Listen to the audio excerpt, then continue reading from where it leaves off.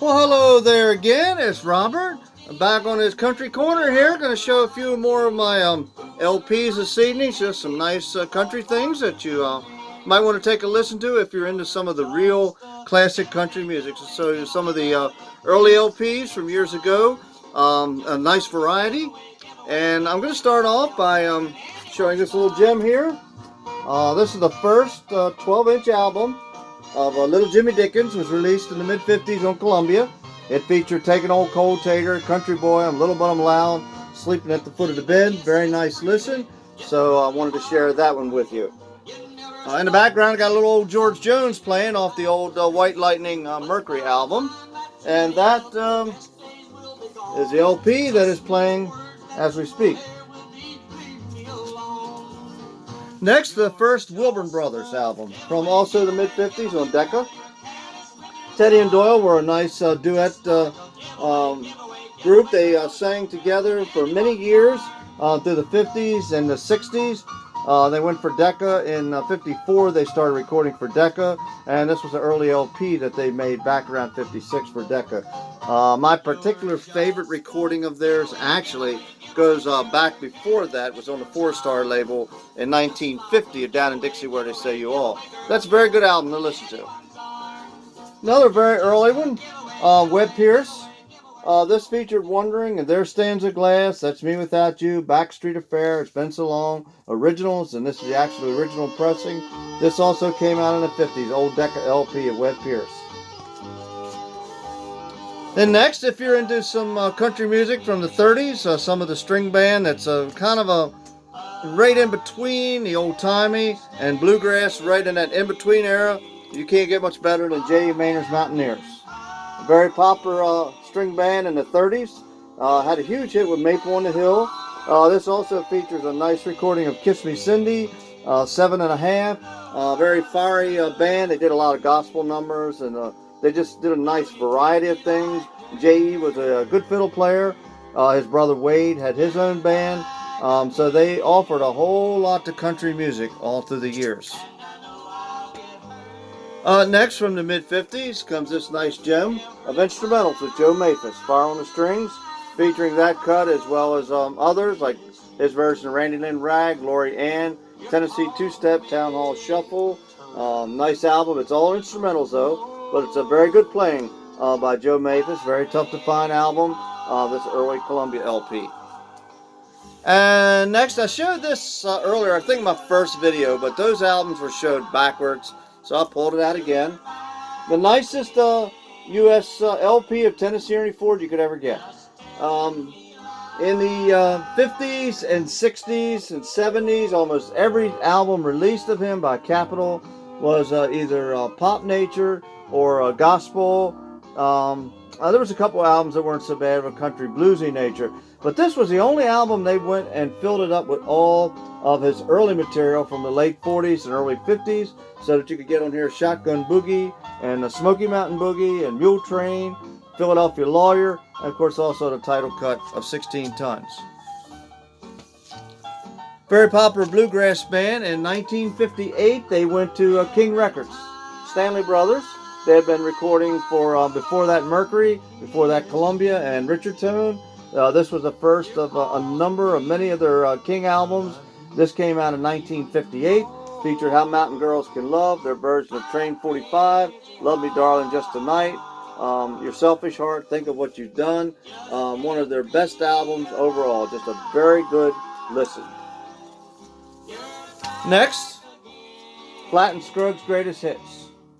Sometimes Greatest Hits albums feature numbers that are pulled from other albums that they made before. But don't pass this gem up of Platt and Scruggs, because most of the songs on here had not been released on LP. And this was mainly some of their singles cuts of the early 60s. And such as Pearl, Pearl, Pearl, their version of Petticoat Junction, the instrumental of Fireball, You Are My Flower, My Sarah Jane. These were songs that had not made it on LP. And they were from around 62, 3, and 4. Still, when Platt and Scruggs was putting out some real good music. So this is a great album to try to get a hold of. Also features the original Earl's Breakdown on it as well. Very popular country singer for a little spot in the mid-50s was Tommy Collins.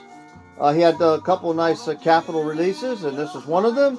This is Tommy Collins, and at the time, this featured at hits of "You Better Not Do That" and "Always Get a Souvenir," "High on the Hilltop," "You Gotta Have a License." Of course, Buck Owens was his guitar man primarily, and so it's just an excellent album, one of the old ones of Tommy Collins hits. Next, a nice Columbia release in the early '60s of Freddie Hart. Freddie Hart is well known for his hit in the early '70s of "Easy Loving." I think a lot of people, when they first heard that, they didn't realize he had a career going back into the early '50s. In the early '50s, he recorded for Capitol, and then the mid-'50s, he went with Columbia. And this album was released containing a number of those hits from Columbia, or those recordings rather, such as his version of Fraulein, "Drink Up and Go Home," "Two of a Kind," "I'm No Angel," and one that was a hit in '59, "The Wall." So to get a chance to hear some early Freddie Hart, this is it. And also, if you ever get a chance to get the CD the Bear Family put out of Jukebox Boogie, will give you a well-rounded view of the early Freddie Hart style. Another nice album on the Audiolab label was this guy, Esco Hankins. Now, Esco Hankins started recording for King in the '40s. His voice was similar to Roy Acuff, and so when King began recording him, they had him recording covers of a lot of Roy Acuff songs. It was a little bit of his own style, but that's what they had him recording. They did similar with Hawkshaw Hawkins and had him first going in recording a lot of Ernest Tubb songs.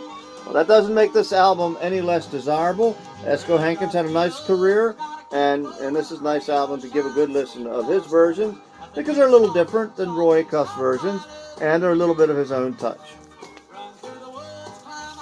If you're going back to the '20s, one of the very popular bands was Charlie Poole, the North Carolina Ramblers. This was one of the more popular sellers in County Records catalog. This was a very early release of them back in the mid-'60s. This is one of their first LP releases. A good sound quality to it. They went on to release a few more of Charlie Poole's recordings, but they're all a nice listen, and to give a chance to hear some of the how early country music sounded in the '20s. Next, popular piano player was Moon Mullican. And this was a nice King album of him that featured "I'll Sail My Ship Alone," "Sweeter Than the Flowers," "Cherokee Boogie," "New Jolie Blonde," and some others. This is a very tough album to get. King released a few albums, but this features his late '40s, early '50s material. Now again, from the '20s, Rounder Records released a very nice album of Frank Hutchison. He was a good slide guitarist. He also played the harmonica and a couple other instruments.